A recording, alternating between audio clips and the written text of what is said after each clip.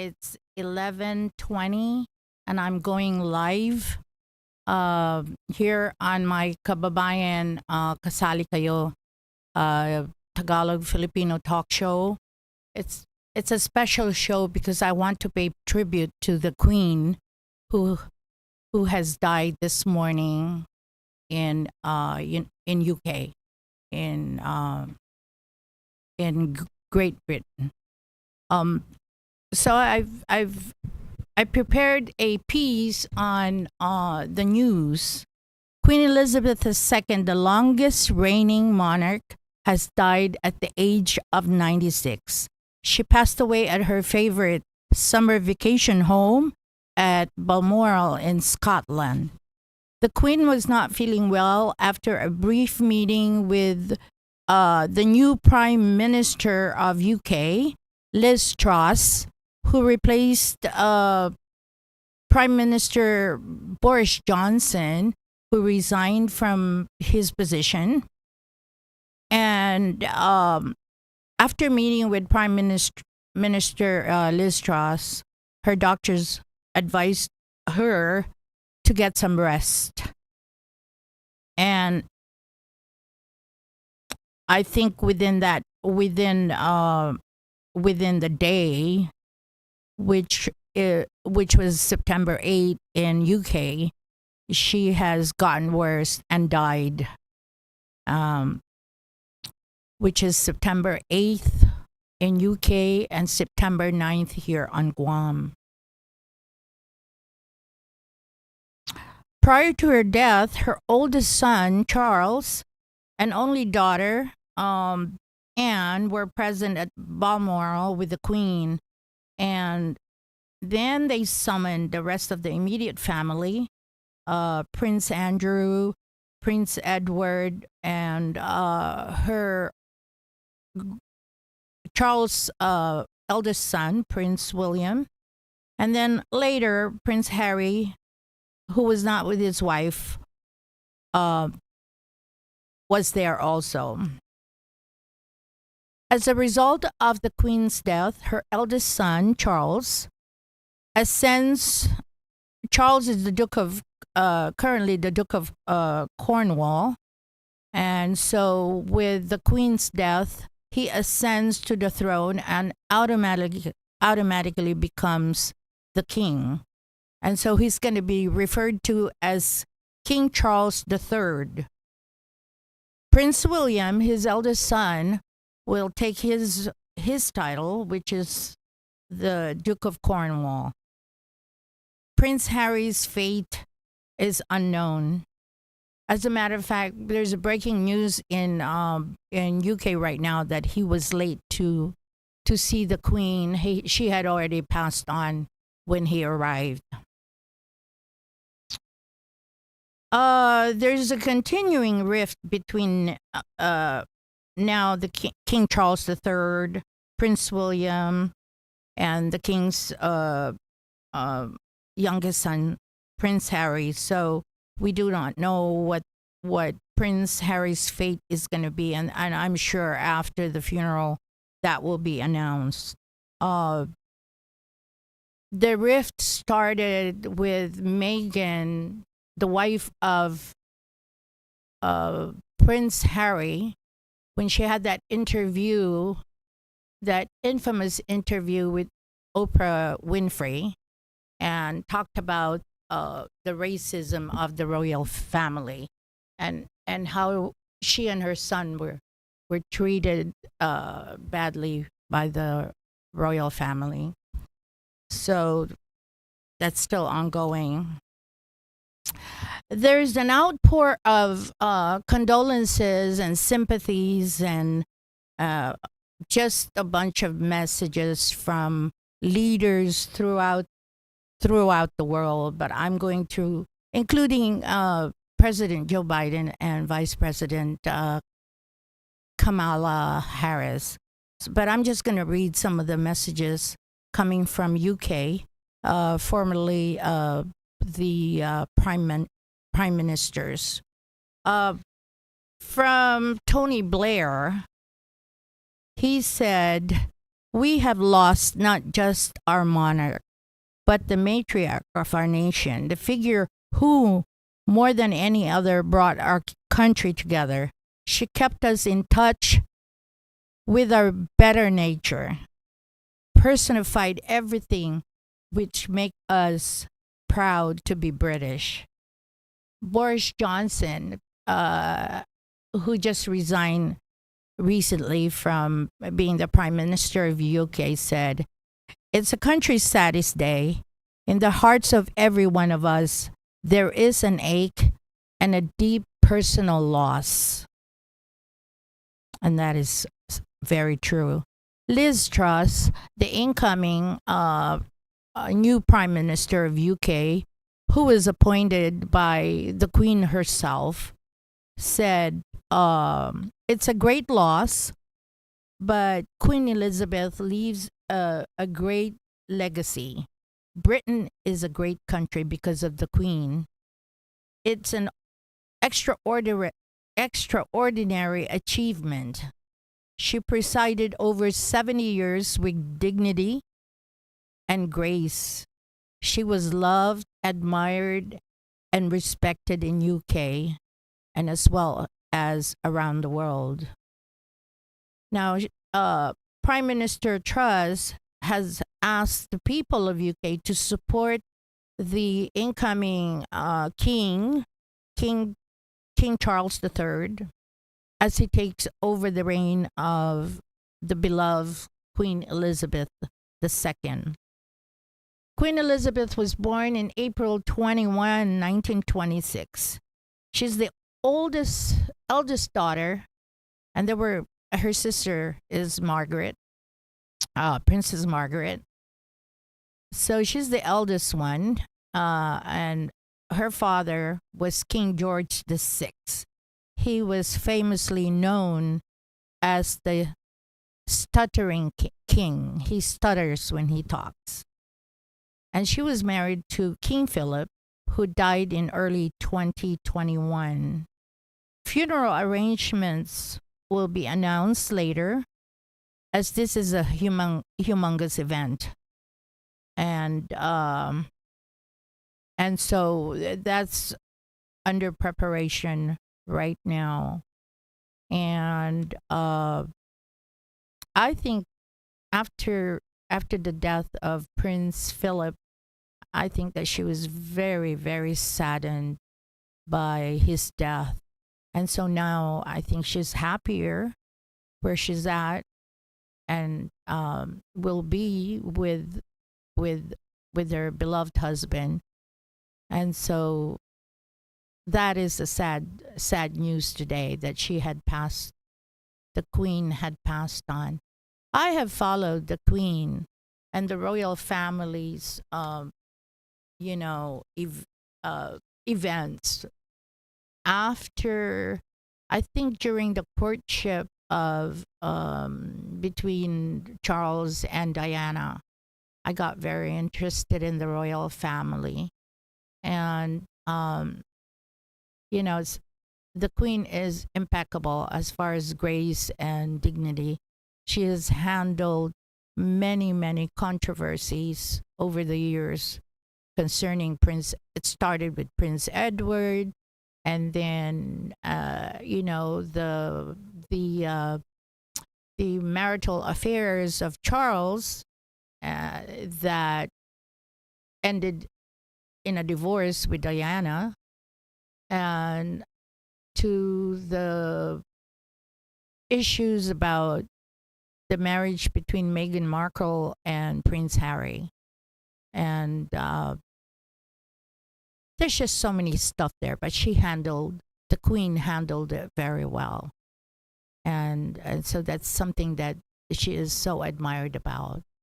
I've had the opportunity to go to UK, and of course I wanted to see the Queen, but it's one of those, if she happens to be there, if she's there, and you'll see her. But if you don't, you're just gonna have to try your luck again.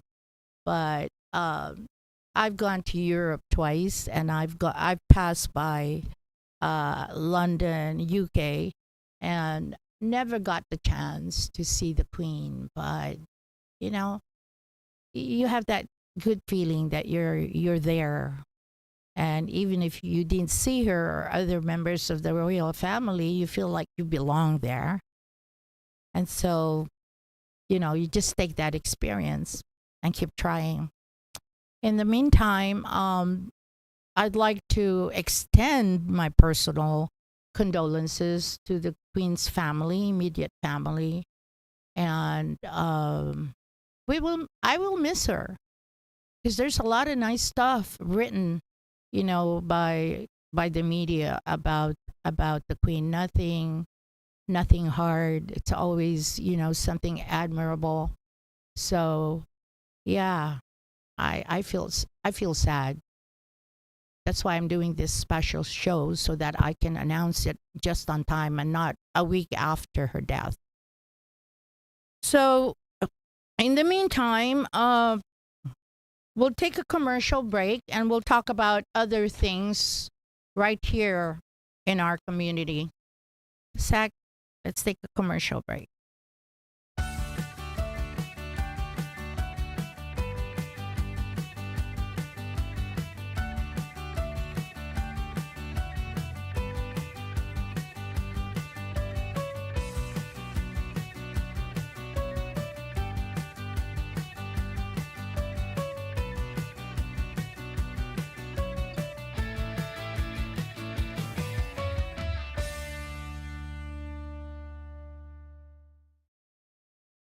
Welcome back to Kababayan, Kasali Kayo, a Filipino talk show. But today I'll be talking Taglish, mostly in English, so that my friends who don't speak or understand Tagalog would have a chance to understand what I'm about my show today. Last night was a final event. I would say the final event for the Mike St. Nicholas, Sabrina Salas Matanani tandem who ran during the primary election and lost that election. So last night we had a bash and at Good Times Lounge, and we all had a good time. We mourned our loss, but gracefully we came back and we said, hey, we campaign clean, so nobody can tell us that we played dirty. And I'm so proud of Congressman Michael St. Nicholas and Sabrina Salas Matanani for running a fun and engaging and clean campaign. Their small supporters, which includes me, we had a good time, doing canvassing, door to door, all kinds. They didn't have much money to spend, so we went along with that and we did what we had, and we enjoyed it. And I thought we had this election, but we didn't. But that's okay, you know. One of the notable things I observed during the MSN Bree campaign was that Bree was always with us. Sabrina was always with us, and very gracious woman. She was well liked. The way she approached people was very sincere. She had that charisma as well. And then women, couples were drawn to her. Just her natural self. And I enjoyed the time that I went out and campaigned with her, going to door, and let me tell you, she's a future candidate that will be good for our community. She espoused sincerity as far as changing uh, Guam for the better. And to me, that was the important thing because I came in and I volunteered in this campaign because I want to see some changes too. And so, her ideas and the way she expressed the change that she wanted to make, she wanted to see happen, should they have won the election, were the same thoughts that I had, better community, better future for our children and our grandchildren.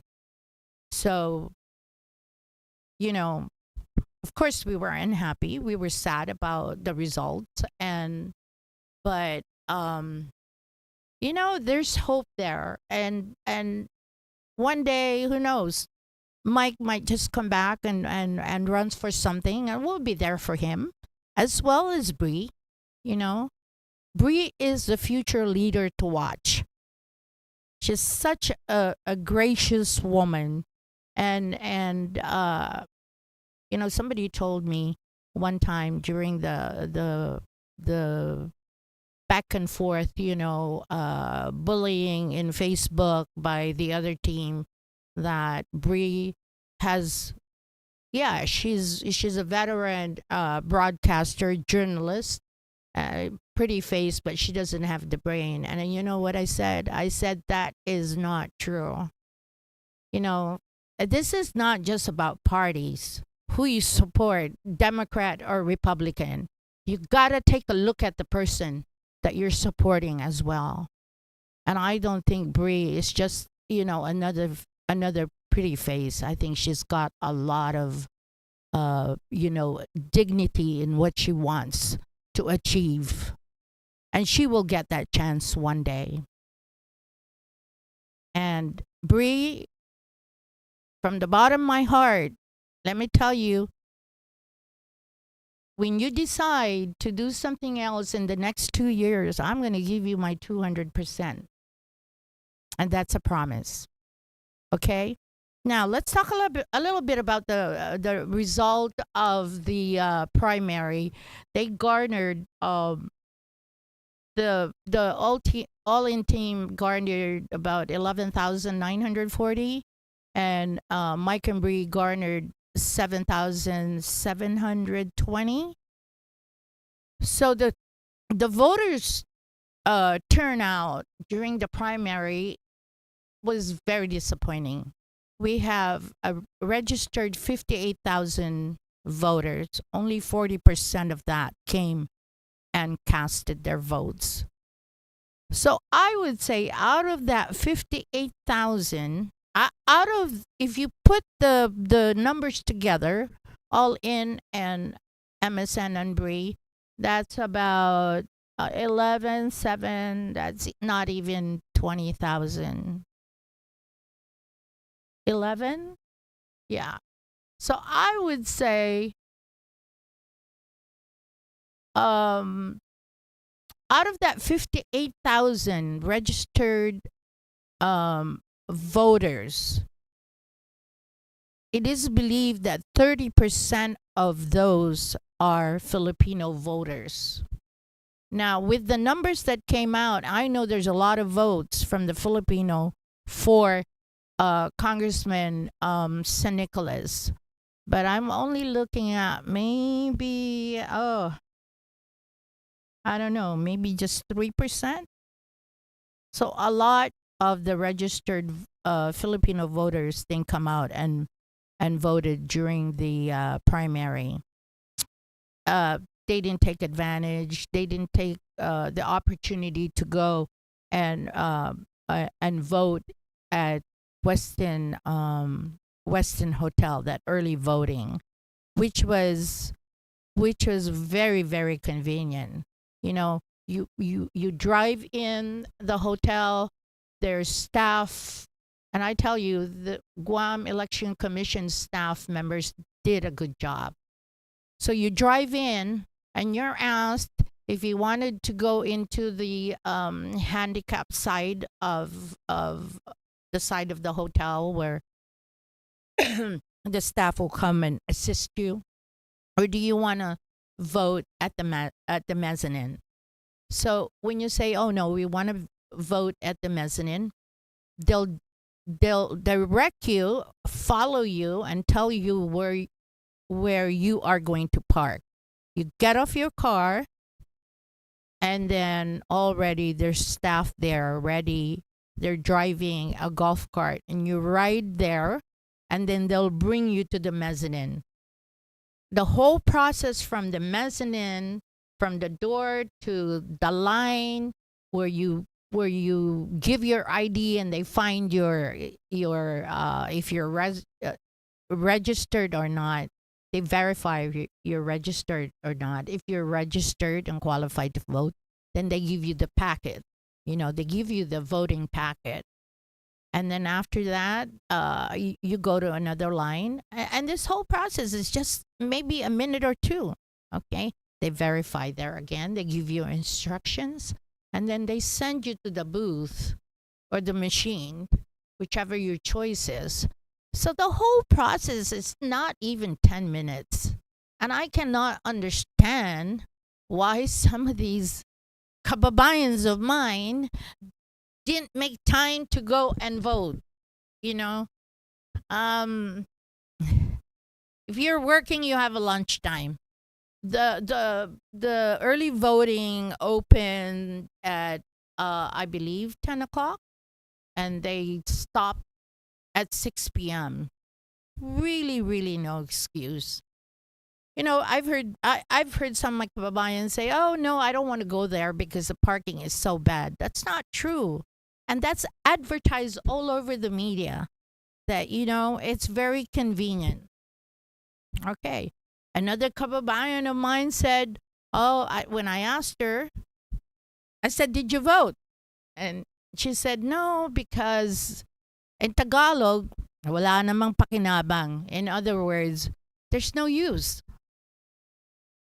We can't get benefits because for what reason? I don't know. I don't know. I was just disappointed to hear that, you know, again, that apathy. Walang pakialam.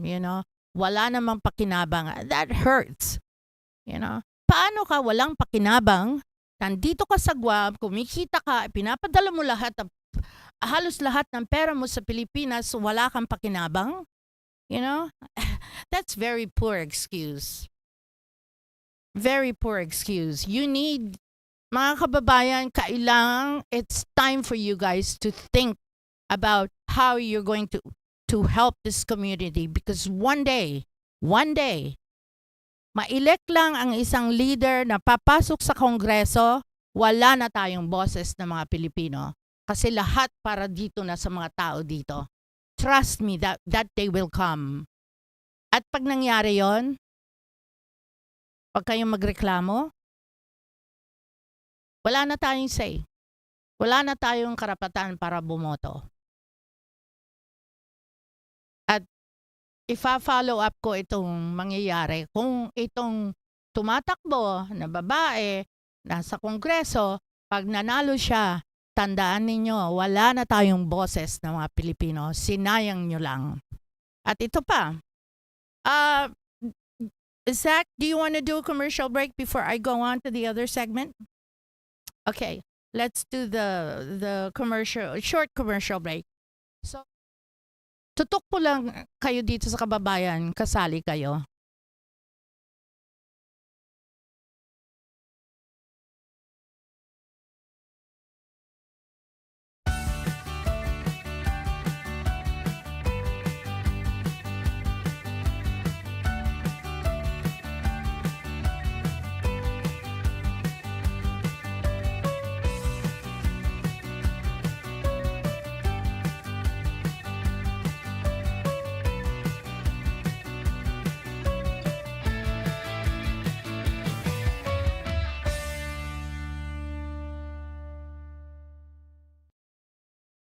Welcome back po sa Kababayan, kasali kayo. So, ang pinag-uusapan natin kanina, papabilis yung aking pagsasalita dahil nakakamangha eh.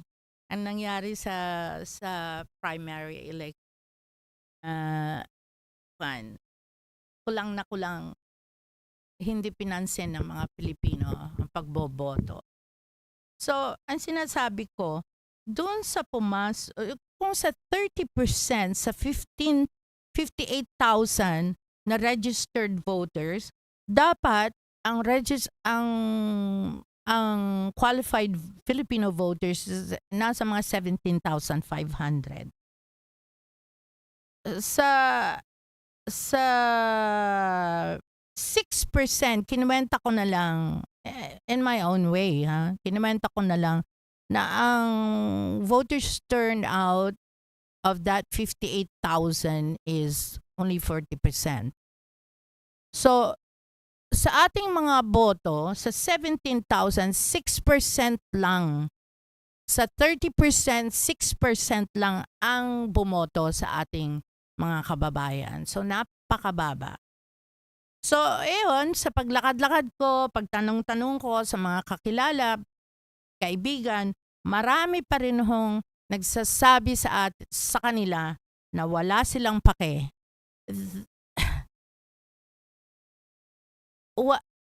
In English, that's called apathy. And look it up in the dictionary what apathy means. Filipinos have this attitude. And then others are saying, "Oh, we don't have any benefits by voting." That's not true. Oh my goodness. How shameful. You come and live on Guam, you make your money, you send it back to the Philippines. I think it's time that when the time comes, I think it's time that when you send money to the Philippines, there should be a law that says, okay, you pay 1% out of every 1,000 pesos that you send to the Philippines. That'll teach them right. So disappointed. The Filipino community is a working community. 2 jobs, they have business on the side. I wonder how many of them are doing business at the flea market. Do they have a business license? Are they paying taxes? They don't want to go and vote, yet they participate in food stamp and they make money out of food stamp. How shameful. It's time to rethink. Mga kababayan, pag-isipan natin na maging parte tayo ng komunidad ng Guam. Hindi pwede yung ganong mga attitude, mga reason na wala kayong pakialam, wala kayong pakinabang. Paano nyo masasabi yon? Ayaw nyo makipag-participate sa jury duty. Come on. At yung huli kong sinabi, na kung sino man nanalo dito sa Congress na ito, kung yung babae na tumatakbo na nanalo, kiss it goodbye. Wala na tayong karapatan dahil ipapasa nila ang regulasyon, law na etchapera, hindi na pwedeng bumoto ang mga Pilipino. Kaya abangan natin yan. Think smart. Kung gusto nyong magkaroon ng karapatan, please, exercise your right to register and vote. It's high time that we think, being the largest community, ethnic community of Guam, tumulong naman tayo. Hindi pwede yung ganyan na wala tayong pakialam. Hindi ho pwede yun. Pag nangyari yan, siguro ako mismo ang magsusulong with the help ng mga ibang senador diyan na kung hindi kayo kung ang mga tao ayaw mag-register, hindi lang tayong mga Pilipino, yung mga ibang lahi din. May multa. Pag hindi nagboto, may multa rin. Susubukan kong isusulong yan sa darating na legislature. Tapos ito pa, yung mga nagninegosyo diyan on the side na kahit ba online sa Pilipinas nga gusto nila mag-tax na yung mga online sellers. dahil napakalaking industriya yan sa atin. Ganito rin, ganun din dito sa Guam, hanap buhay din yan. So bakit hindi tayo kumuha ng lisensya? Magbayad ka ng lisensya, magbayad ka ng Guam, ng GRT, 4% or 5% GRT para makatulong naman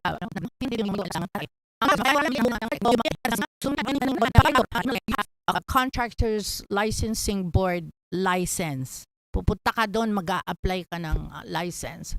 Katapos mag-a-apply ka ng business license at magbabayad ka ng income tax at GRT. Okay?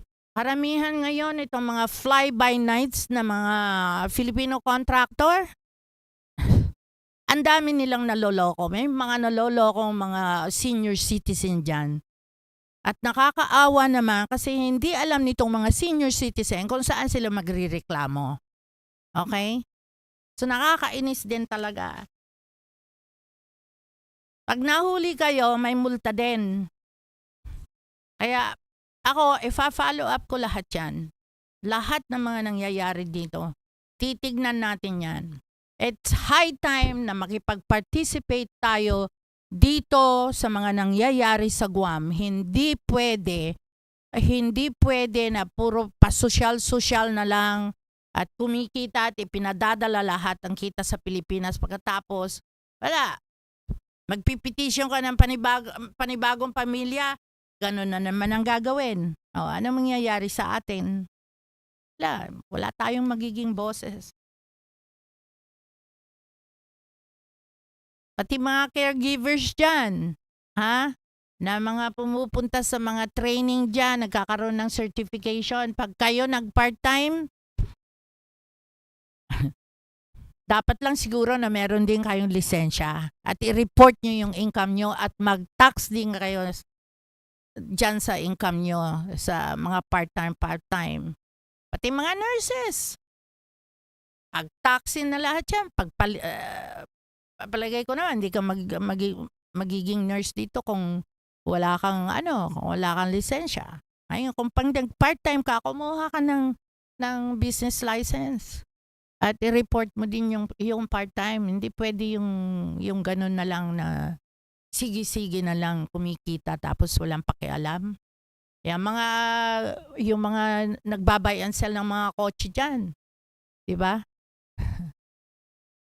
Kailangan may lisensya yan at i-report nyo din ang inyong income. Katapos pagdating ng botohan, walang pakialam. Excuse me, nakaka-insulto kayo.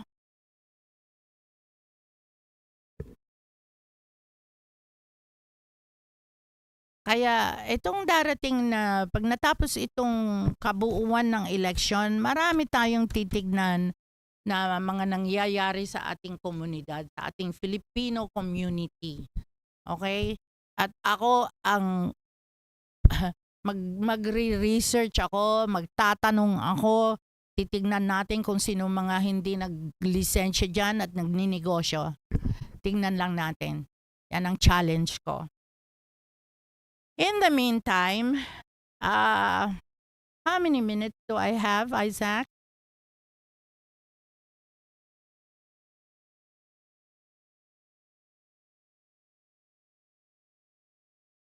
20 minutes? Okay. In the meantime, sa mga kaibigan, mga pamilya, mga hindi kakilala na bumoto nung primary, kami po ay, ako po ay taus-pusong nagpapasalamat sa inyo that you took time and voted. Ngayon, ang tututukan nyo na lang, itong general election, napaka-importante niyan. Kung hindi kayo bumoto ng primary, take time to go and vote on the general election, which is November, I believe that's on November 7. Okay? So, around the island voting na naman yung general election at kung sinong mananalo dito sa Republican o Democrat, yun na ang magiging gobernador natin at mga senador at congressman for the next 4 years. Kaya pag-isipan yung pong mabuti. Tanong nyo sa utak nyo kung sino talaga ang magiging mabuting governor natin. I'm not gonna tell you this time who to vote for. Pero ah, kasi ayaw ko namang iparinig dito sa aking show kung sino ang susuportahan ko. Pero malalaman din ninyo. Pero it's up to you guys kung sino iboboto nyo. Okay? November 7, kahit hindi kayo bumoto nung primary, pag nag-register kayo for the general election, pwede po kayong bumoto ulit. At this time, pwede kayong crossover. Kung ang inyong manok ay Democrat, pwede kayong mag-select ng 7 Republican sa senatorial side at 8 sa Democrat or vice versa. You can cross over. Okay? So November 7, siguraduhin po ninyo. Magkakaroon din po tayo, i-announce din namin dito ang early voting site. Kung hindi pa ho kayo naniniwala na ang system ng early voting ay napaka-conveniente, give it a try. Magtanong kayo sa mga kaibigan nyo, kapamilya nyo na sumubok na ng early voting. Napakadali po. Walang kaistorbo. Kung 1 oras ang lunch time nyo, it won't even take 10 minutes.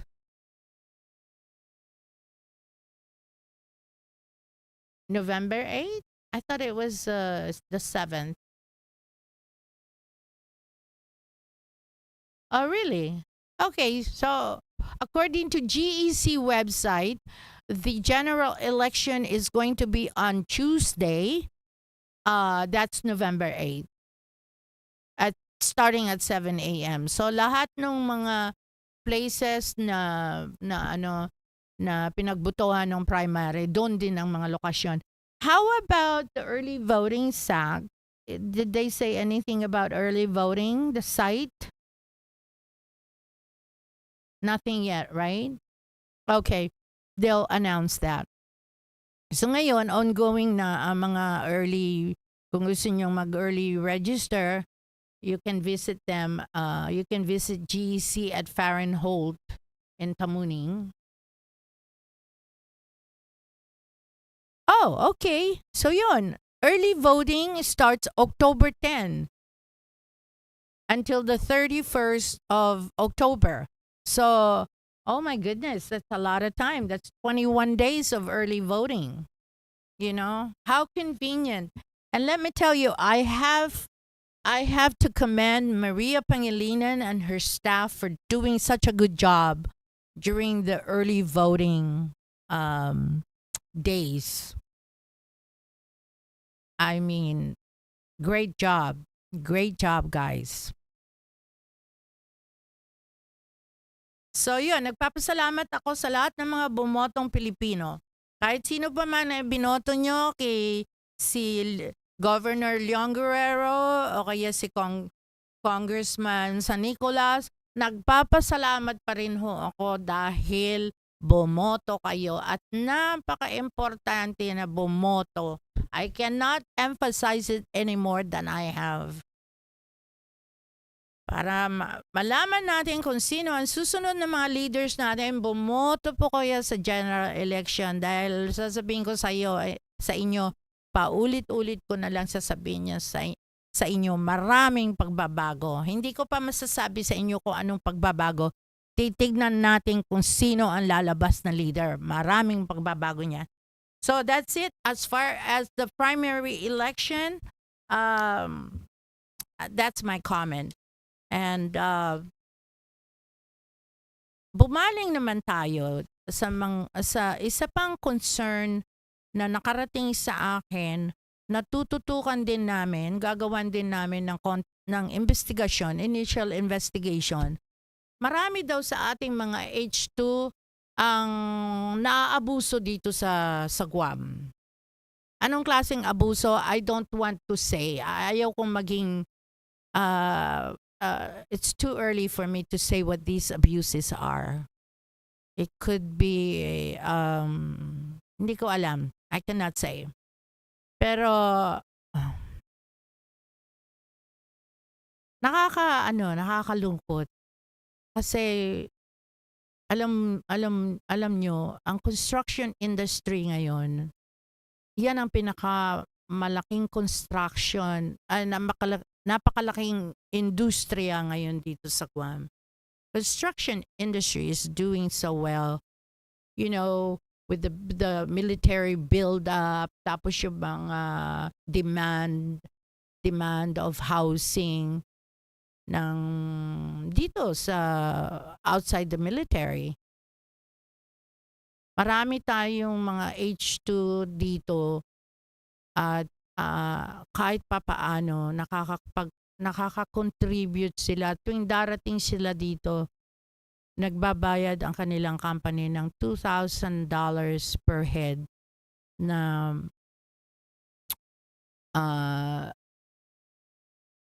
binibigay ngayon sa Guam Community College para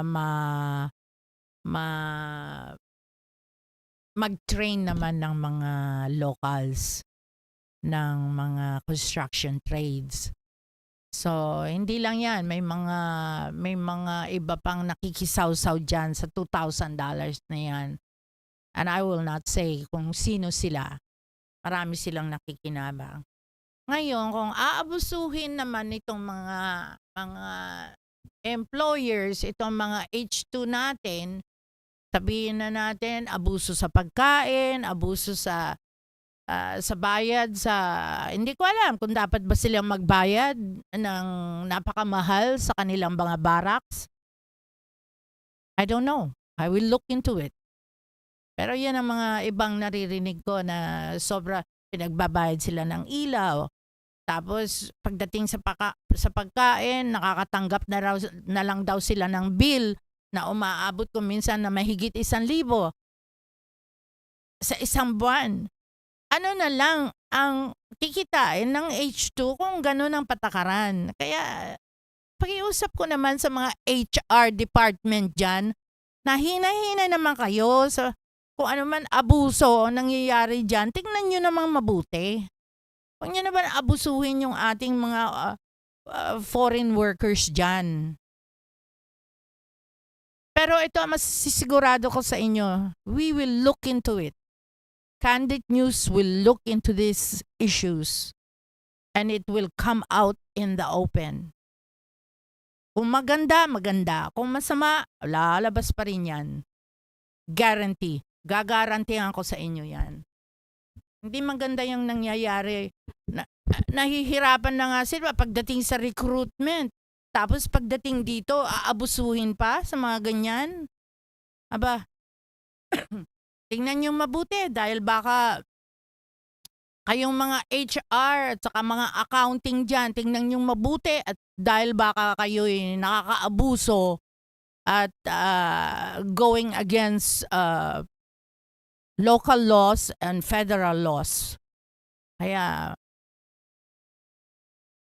let's see what's gonna happen pagdating sa mga issues na ganyan.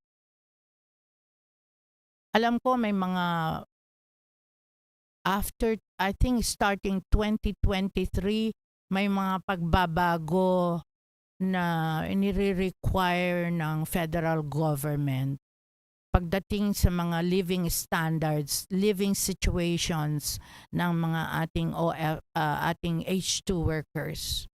At iisa-isahin ko rin yan kung ano yung mga yun. Yung huling balita ko, meron daw mga pagbabago tungkol sa mga barracks, ganyan. Hindi na pwede yung uupa-upa ka na lang kung saan-saan. You have to establish barracks. Mga OSHA, yung mga safety requirements, safety on the job. At ito pa nga pala, meron daw mga naa-aksidente dyan na mga H2 at tatanggalin na agad sa trabaho, hindi man lang bibigyan daw ng, kung may insurance man sila, hindi sila nabibigyan ng kabuuan. Kung halimbawa, nawawalan ka ng daliri dahil sa aksidente on the job, ano ba ang compensation nun? Aalamin natin yan. Kasi may mga aksidente daw na pag nabaldado na yung tao, ura-urada, pinapauwi sa Pilipinas. Hindi pwede yan. Kung kailangang makipanayam kami kay Rafi Tulfo, na in charge ngayon ng mga OFW sa Congress sa Pilipinas, we will. Basta mapatunayan namin na may mga abusong nangyayari sa ating mga kababayan na nakakaawa naman, nakabilad sa init at araw, tapos aabusuhin pa ng kanilang company at saka mga empleyado ng mga company na mga yan. Kaya, konting ingat lang po. No, tignan nating mabuti kung nagkamali man kayo, pwede nyo naman baguhin bago lumala. Di po ba? So yan lang po. Ngayon, bago mag-end ang show ko, meron akong announcement dito from the Guam Contractors Association. Alam nyo, nung maliit pa yung Guam Contractors Association, hinire ako bilang the first executive director ng GCA.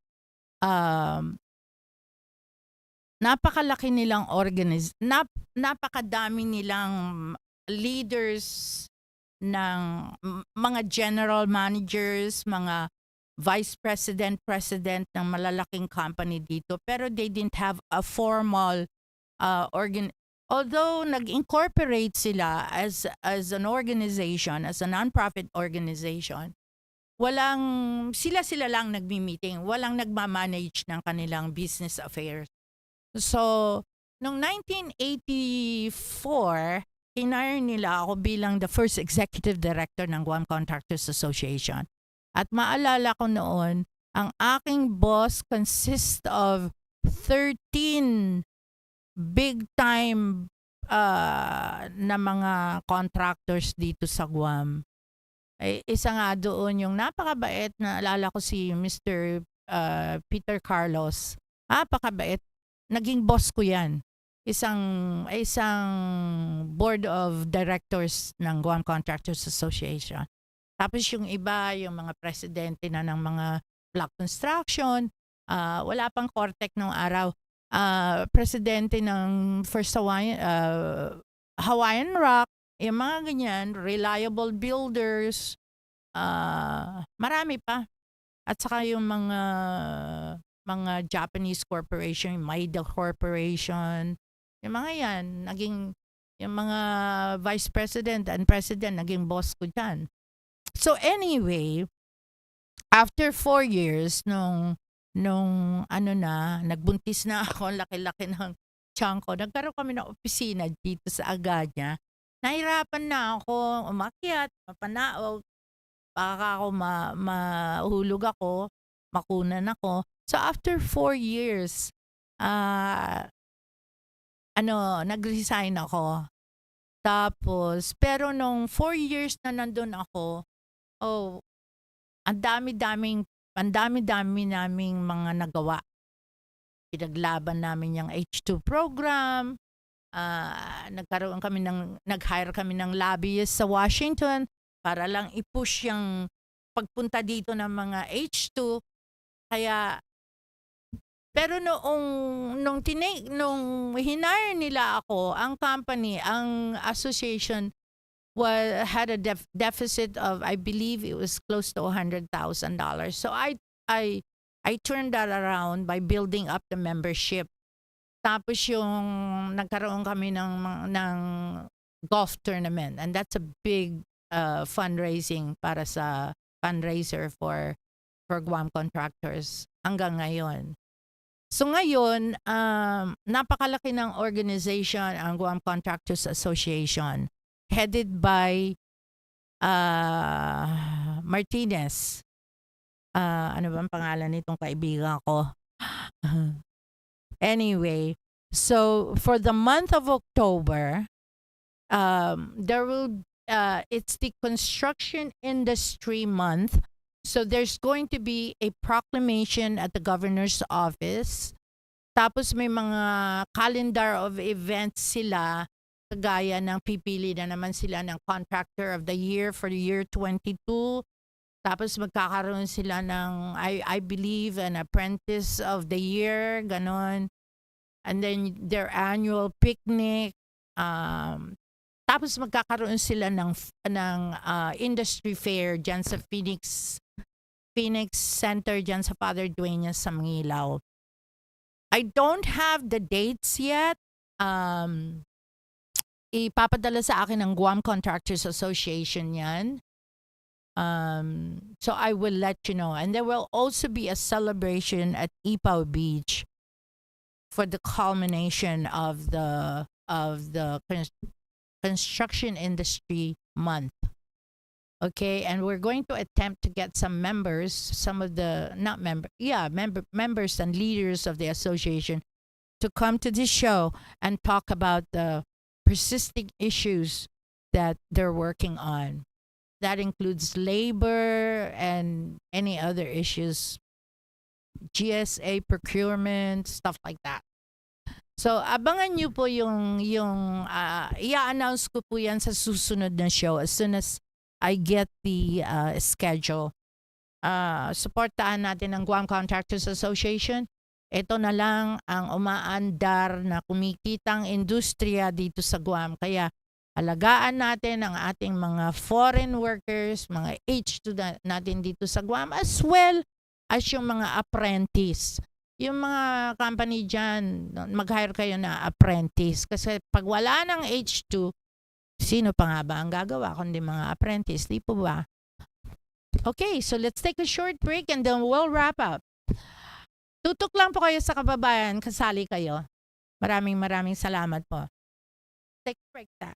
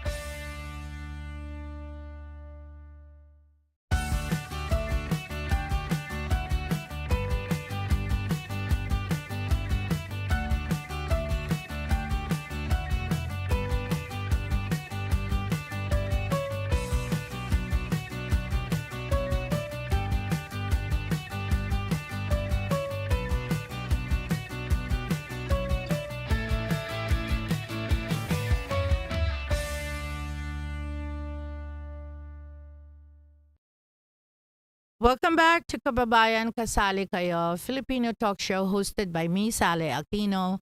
And this is a special show again because I wanted to pay tribute, a brief tribute to the Queen Elizabeth II of the United Kingdom. And so to me, that's very sad. I was saddened when I read that early this morning. And then also, I'd like to thank Congressman Mike St. Nicholas and Bree Salas Matanani for giving me the opportunity to work with them during the campaign. I'm going to miss you guys, but keep in touch and let me know what's going on. I'll always be there for you. And I love you both. And then also, I'd like to thank my co-volunteers. You know who you are. Thank you for making me a part of the group. And then I want to thank the Filipino voters who went and voted early and voted during the primary. Maraming salamat po. At nagpapasalamat na rin ako sa mga tumututok sa show ko na unti-unting nagbi-build up ang aking viewers. Thank you so much. to my Chamorro friends and other my Chuk friends who are also watching the show.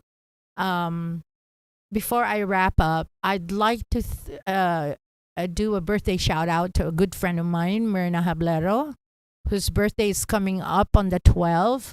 And then my friend, Mrs.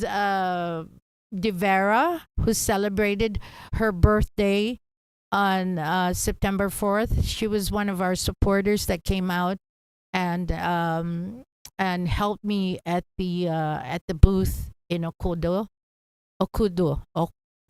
School. And she had a nice birthday bash last September 4 with her children and grandchildren and brothers and sisters. Happy birthday to both of you. My birthday's coming up on September 14th, and I just want to go to bed and sleep and have a quiet moment after after what I went through the busy schedule during